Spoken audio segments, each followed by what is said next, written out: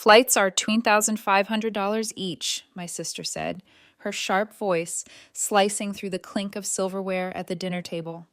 If you can't afford it, Kimberly, then stay behind. I kept my face calm and only nodded, though my stomach twisted painfully. We were at my parents' house, planning their big Miami trip.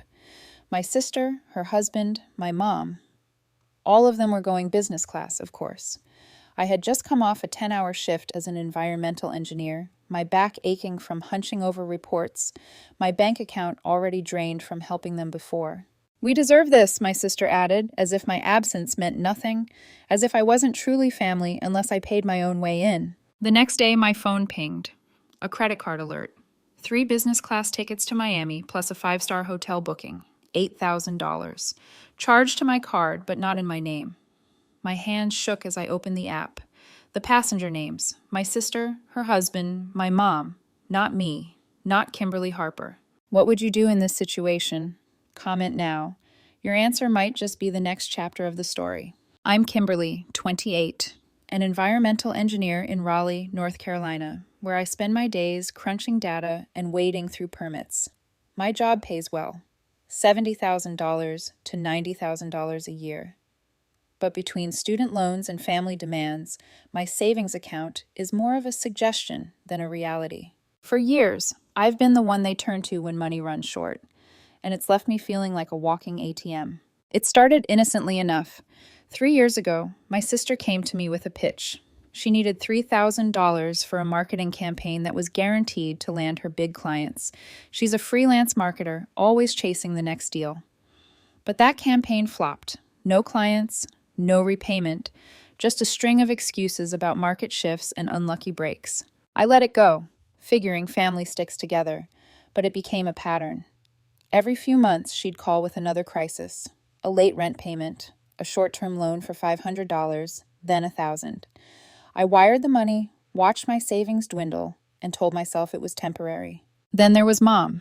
She's retired, living off a modest pension from her days as an administrative assistant. 2 summers back, her roof started leaking. She didn't ask for help. She assumed it. Kimberly, the roof's falling apart. We need $2,000, she said over breakfast, her tone implying it was my duty to keep her house intact. I paid because that's what daughters do, right? But then I'd visit and see new purchases, a sleek smart TV, a high-end blender, while I was still driving a creaky sedan from my college days. It stung, but I swallowed it. My sister's husband was another story. He's a small-time contractor, always boasting about big projects that never seem to close. Last year, he got hold of my credit card and racked up $5,000 for construction equipment, without asking. The client's check is coming, Kimberly, he said with a cocky grin. The client ghosted, and so did his repayment. When I pushed back, Mom shut it down. Kimberly, don't make waves. We're family. That word, family, started feeling like a chain around my neck. It wasn't just the big asks. There were smaller ones piling up like pebbles into a mountain. My sister needed $1,500 for a new car down payment last spring, claiming her old one was shot. I sent it, only to see her driving a shiny SUV a week later. Mom hit me up for $1,000 for a girls' trip with her book club, then posted photos from a fancy spa weekend. Each time I paid, thinking I was helping, but it never stopped. They didn't see me as Kimberly, their sister or daughter, just a bottomless bank account. I didn't fully grasp it until that dinner flipped everything upside down. My sister, her husband, and Mom were planning their Miami escape, acting like I was just there to fund it. I'd bailed them out so often they assumed my card was theirs to swipe. That next morning, my phone buzzed with a bank alert. I opened the app and my chest tightened. $8,000 charged for 3 business class tickets to Miami and a 5-star hotel suite. The names on the booking, my sister, her husband, and Mom. Not me. I stared at the screen, my coffee untouched, my hands shaking. I wasn't just their fallback. I was their cash machine, and they'd punched in the PIN without a second thought. I tapped Dispute Transaction, selected each unauthorized charge, and confirmed. A notification appeared. Account locked, pending review. For the first time that morning, my heartbeat slowed. Moments later, my phone buzzed with an email from the bank confirming the dispute I'd filed. The charges were frozen, my account sealed tight. I leaned back in my chair, feeling a spark of control I hadn't felt in years. They weren't getting another penny from me. 15 minutes later, my sister started calling. One call after another, each voicemail sharper than the last. "Kimberly, you've ruined everything," she hissed in one, her voice thick with fury. "We're at the airport and the tickets aren't paid for. How could you do this?" She acted like I'd betrayed her, not the other way around. No mention of using my card without permission. No apology. I gripped my phone, my thumb hovering over the screen, and typed back, "You said what?" The words felt like a jab, sharp and deliberate. I hit send and waited. Her husband was next, his number lighting up my screen. His voicemail dripped with arrogance. "Kimberly, this is childish. Unlock the card or we're stuck here." I deleted it, my fingers steady now, and blocked his number. Mom called too, her tone softer but laced with guilt. "Kimberly, we need to sort this out. You're causing a scene." A scene? I'd spent years covering their bills. $3,000 for my sister's failed project. $1,000 for Mom's spa getaway. And now I was the problem. I let her call go unanswered. My silence louder than any argument. I needed space, a break from their relentless pressure. I pulled up a travel site on my laptop and booked a weekend in Asheville, North Carolina. A quiet cabin in the Blue Ridge Mountains, costing $500, paid from my savings. It wasn't just a getaway, it was a statement. I imagined hiking trails, breathing air that didn't carry their expectations. For once, my money was for me, not them. The confirmation email felt like a small victory, a step toward a life where I wasn't their fallback. That evening, my phone pinged with a text from my sister. "Kimberly, think about family. You're tearing us apart over money." My stomach churned at her words. Family. She'd drained me for years, and now she was spinning it to make me the villain. Her message wasn't remorse, it was manipulation. A last-ditch effort to reel me back. I set my phone down, my heart steady, and didn't respond. I wasn't playing their game anymore. 3 days later, my doorbell rang on a quiet Saturday morning in Raleigh. I opened it to find Mom standing there, her arms crossed, lips pressed into a thin line. "Kimberly, we need to fix this now," she said, her voice sharp, like I was a child caught misbehaving. She stepped toward the door, expecting to walk right in. I blocked the doorway, my hand firm on the frame. "Fix what?" I asked, keeping my tone even but cold. Her eyes narrowed, as if my question was an insult. "The card, Kimberly.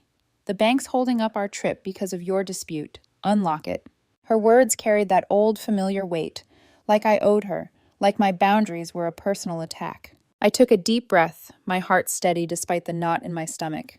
"You used my money without asking," I said. "I'm not unlocking anything." She flinched, then leaned closer, her voice dropping to a pleading tone. "We're family. You can't just leave us stranded." I shook my head, the anger rising but controlled. "Family respects each other. You crossed a line." I shut the door, the sound firm and final, and locked it. Her knocks echoed for a moment, then stopped. I stood there, breathing hard, feeling the weight of years lift just a little. That afternoon, my phone chimed with an email from my friend Lindsay, a credit specialist at my bank. The subject line read, "Current account activity." I opened it, my pulse quickening. Lindsay had accessed the family's joint account, one I'd been roped into years ago for shared expenses. Her email was blunt. My sister Shannon and her husband Andrew had been draining it to pay off gambling debts. $7,000 in transfers over 6 months, all tied to online betting sites. Worse, they'd forged my signature on authorization forms, linking my credit card to their transactions without my knowledge. Lindsay attached evidence, bank statements, transfer records, and scans of the forged documents, each one a betrayal in black and white. My chest tightened as I scrolled through the numbers, dates, and amounts that matched their emergencies I'd covered. I leaned back, the reality sinking in. Shannon's endless sob stories, Andrew's slick promises, Mom's demands. They weren't just careless, they were calculated. I'd been their safety net, their excuse, their cover for years. My hand shook, not with fear, but with clarity. I opened my laptop and started typing. I created an invoice, $8,500, itemizing every cent they'd taken. $3,000 for Shannon's failed marketing scheme, $1,000 for Mom's spa getaway, $500 for her other needs, and the rest for their unauthorized charges. I attached Lindsay's evidence, every damning receipt and forged signature. The email subject was simple, payment due. I sent it to the family group chat, my finger hovering over the send button for only a moment before clicking. They wanted to talk about family? They'd see what it really meant. The silence in the group chat didn't last long. Hours after my invoice hit their inboxes, my phone erupted with notifications. Each one was a jab from the family I'd once propped up. Shannon's first text was a dagger. "You're so selfish, Kimberly, airing our business like this?" Her words carried the same entitlement I'd heard for years, as if I'd betrayed her by demanding what was mine. I stared at the screen, my jaw tight, feeling the sting but refusing to flinch. Andrew's voicemail followed, his voice low and accusing. "You think you're some saint? This is petty, dragging us through the mud." Mom's message was the worst, her tone icy and deliberate. "I raised you to be better than this, Kimberly. Selfish. Better than this." I'd poured thousands into their lives. $3,000 for Shannon's schemes, $1,000 for Mom's luxuries, and now they painted me as the villain. I set my phone down, my hands steady, and let their words fade unanswered. A week later, Lindsay called, her voice urgent but professional. She'd been combing through the joint account records at the bank, and her findings were worse than before. 2 more unauthorized transfers, $4,000 in total, had gone to a shady online casino. One payment in January, another in April. The approvals bore my name, but the handwriting was unmistakably Shannon's, all sharp angles and hurried loops. Lindsay had traced the transactions to Andrew's phone and Shannon's email, pinning them to a betting site they'd used for months. She sent me a detailed email with account logs, IP addresses, and a scanned form showing my forged signature. "This is airtight," she wrote. "The bank can't ignore it." My chest tightened as I read, not just from anger, but from the clarity of how far they'd gone. I forwarded her evidence to the bank's fraud team, my fingers moving with purpose. Days later, I got a reply. Shannon and Andrew were now under formal investigation, summoned for interviews about their account activity. They'd face scrutiny, maybe consequences beyond what they'd imagined. The news didn't stay quiet. Raleigh's small-town gossip network lit up, and Mom's carefully curated image at her community club started to crack. She'd been a pillar there, hosting book clubs and planning charity galas. But the whispers about financial trouble and bank investigations spread like wildfire. A woman from her book group texted me, her message polite but probing. "Is your mom okay? I heard something about the bank." I didn't respond, but the rumors did the talking. Mom's name was quietly dropped from the club's next newsletter, and her usual seat at the annual fundraiser went empty. Her charm had carried her for years, but it couldn't outrun the truth. 5 weeks later, I ducked into a quaint coffee shop in downtown Raleigh, craving a moment of peace. The smell of roasted beans filled the air as I ordered, but my calm shattered when I saw Mom at a corner table. Her face was drawn, her hands fidgeting with a napkin. She looked up, her eyes catching mine, and gestured me over. "Kimberly, just a minute," she said, her voice low, almost fragile. I hesitated, then sat, my body tense, my coffee cooling, untouched. She reached into her purse and slid a check across the table. $8,500, the exact amount I'd demanded. "Take it," she said, her gaze pleading, but tinged with desperation. "We can move past this." I stared at the check, its crisp edges a hollow attempt to erase years of manipulation. My heart pounded, but my voice was steady. "I'm not your ATM anymore," I said, locking eyes with her. "This isn't about money. It's about trust, and you shattered it." Her lips parted, her hands trembling as she tried to speak. "Kimberly, I'm your mother," she whispered. I stood, pushing the check back toward her, "and I'm done being used." I walked out, the bell above the door chiming softly, my steps lighter than they'd been in years. 6 months later, my life was taking shape in ways I hadn't dared imagine. I'd met Adam, a kind-hearted software engineer with a sharp wit, at a friend's dinner in Raleigh. Our first date was at a quiet Italian restaurant where we laughed over shared plates of pasta and stories about our worst bosses. He didn't push or pry, just listened. His steady presence was a contrast to the chaos I'd left behind. We started seeing each other weekly, our evenings filled with easy conversation and the kind of comfort I hadn't known I needed. I also joined a yoga class at a local studio, something I'd never had time for when I was bailing out my family. The sessions were tough at first, my body stiff from years of stress, but the slow stretches and deep breaths became a ritual.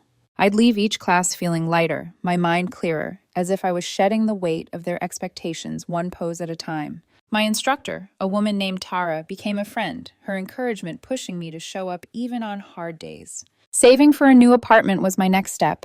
I'd been eyeing a small condo in downtown Raleigh, a place with enough space for me to start fresh. Every paycheck, I set aside a chunk, watching my savings grow past 10,000. It wasn't just about money. It was about building something that was mine, not a safety net for anyone else. Lindsay cheered me on, texting me listings and joking about decorating my future place with zero family drama. One morning, a letter arrived in my mailbox, handwritten and stamped from Charlotte. It was from Shannon. Her words were a familiar mix of guilt and manipulation. "Kimberly, you've abandoned us. Family doesn't give up like this," she wrote. She mentioned nothing about the investigation or her debts, only how my actions had hurt everyone. I read it once, my pulse steady, and tucked it into a drawer. It wasn't worth a reply, but I kept it as a reminder of why I'd walked away. Her words no longer had power over me. The check from Mom, that $8,500 symbol of their control, sat untouched for weeks. Then I had an idea. I contacted a local engineering scholarship fund, one that supported women like me who'd fought to build careers in tech. I endorsed the check to them, mailing it with a note about helping others start fresh. The fund's director called to thank me, her voice warm with gratitude. It felt right, turning their guilt money into something good, something bigger than their mess. That same week, I made a final decision. I opened my phone, my fingers steady, and blocked Shannon's number, then Andrew's, then Mom's. I deleted the family group chat, its history of accusations and demands vanishing with a tap. My heart raced for a moment, but the silence that followed was freeing. I was done carrying their baggage. My life, my dates with Adam, my yoga classes, my savings for a new home was mine to build, and I wasn't looking back. Blocking their numbers was my final step, but the real work had been in rebuilding myself. Months later, I sat in my Raleigh apartment, reflecting on the boundaries I'd fought to set. I'd spent years tethered to my family's demands, their emergencies draining my accounts and my spirit. Saying no to their loans, their guilt, their control had been like learning to breathe again. Each choice, from locking my credit card to walking away from Mom's check, built a wall between their chaos and my peace. Lindsay kept me updated on the fallout. Shannon and Andrew were tangled in a legal mess, facing lawsuits from the bank over their unauthorized transfers. Court notices piled up, their names tied to hearings that could stretch for months. Mom, once a social fixture, had retreated from Raleigh's community scene. Her absence from club events spoke louder than any gossip, her influence fading as people whispered about her family's troubles. My life, though, was moving forward. Adam and I were planning our next step, moving in together. Over coffee, we sketched out ideas for a shared place, laughing about paint colors and arguing over couch sizes. His steady support made the future feel open, not heavy. We weren't rushing, but the thought of a home we'd build together kept me grounded. One evening, I pulled Shannon's letter from my drawer. Its creased pages were a relic of her last attempt to pull me back. Her words, "You've abandoned us," once carried weight, but now they were just ink. I smiled, not out of spite, but because I was free. Family isn't a reason to sacrifice yourself. I'd learned it's a bond that thrives on respect, not obligation. I tucked the letter away, its lesson clear, and turned back to my life, unburdened at last. Weeks later, on a mild spring morning, I walked to the farmer's market with Adam. The air smelled of baked bread and wildflowers. Vendors called out cheerful greetings, and sunlight filtered through the canvas tents. Adam bought fresh coffee and handed me a cup with a grin. "You've been smiling a lot more lately," he said. I shrugged, laughing softly. "I think I finally have room to." He slipped his arm around my shoulders. "That's because you stopped letting people take your peace." I looked at him, realizing how right he was. For years, I'd mistaken obligation for love, control for care. But peace, real peace, came from choosing myself. We strolled past rows of fruit stalls, the sound of street musicians playing somewhere down the block. For the first time in years, I felt present, not bracing for the next crisis, not waiting for another phone call asking for help. That night, I sat on my balcony, the Raleigh skyline glowing in the distance. I thought about the past, the arguments, the guilt, the constant giving, and felt no bitterness, just closure. My life wasn't perfect, but it was mine, and that was enough. When I finally went inside, I opened my journal, something I'd started during those early months of reclaiming myself. I wrote only one line that night. Freedom isn't walking away from family, it's walking toward yourself. I closed the book, turned off the light, and let the quiet settle around me. Steady, peaceful, earned.